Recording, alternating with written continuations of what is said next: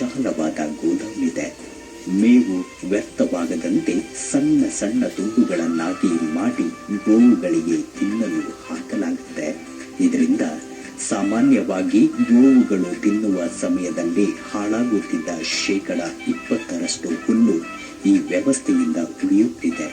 ಹಾಗೆಯೇ ಪ್ರತಿನಿತ್ಯ ಅವಶ್ಯಕವಾದ ಹಸಿ ಹುಲ್ಲಿನ ಉದ್ದೇಶಕ್ಕಾಗಿ ವಿದೇಶಿ ಹೈಡ್ರೋಪೋನಿಕ್ ತಂತ್ರಜ್ಞಾನವನ್ನು ಇಲ್ಲಿ ಅಳವಡಿಸಿಕೊಳ್ಳಲಾಗಿದೆ. ಇಲ್ಲಿ ಗೋವುಗಳು ಮುಕ್ತವಾಗಿ ವಿಹರಿಸುತ್ತಿವೆ, ಸ್ವಾಭಾವಿಕವಾಗಿ ಸಂಧಿಸುತ್ತಿವೆ.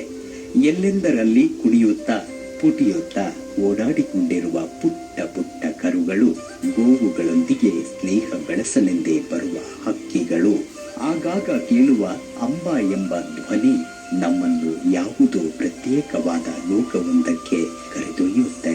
ಬಹುಶಃ ಇದೇ ವೇದ ಕಾಲದಲ್ಲಿ ನಾವುಗಳು ಕೇಳಿದ್ದ ಗೋಲೋಕದ ಪರಿಕಲ್ಪನೆ ಇರಬಹುದೇನು ಅನ್ನಿಸುತ್ತೆ.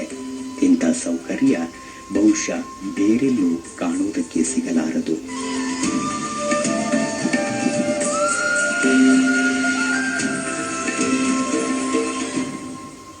ಅಂದಾಗೆ ಇದು ಗೋವುಗಳಿಗೆಂದೇ ಮಾಡಲಾಗಿರುವ ಕುಡಿಯುವ ನೀರಿನ ವ್ಯವಸ್ಥೆ.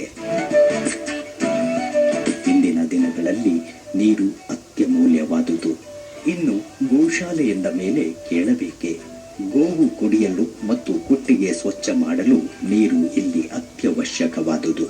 ಇದನ್ನು ಮನಗಂಡೇ ಇಲ್ಲಿ ಕಡಿಮೆ ನೀರಿನಲ್ಲಿ ಎಲ್ಲ ರೀತಿಯ ವ್ಯವಸ್ಥೆಗಳನ್ನು ಪೂರೈಸಿಕೊಳ್ಳಲಾಗುತ್ತಿದೆ. ಗೋವುಗಳಿಗೆ ಅವಶ್ಯಕವಾದ ಕುಡಿಯುವ ನೀರು ವ್ಯರ್ಥವಾಗದಂತೆ ಟೆಕ್ನಾಲಜಿಯೊಂದನ್ನು ಇಲ್ಲಿ ಅಳವಡಿಸಲಾಗಿದೆ.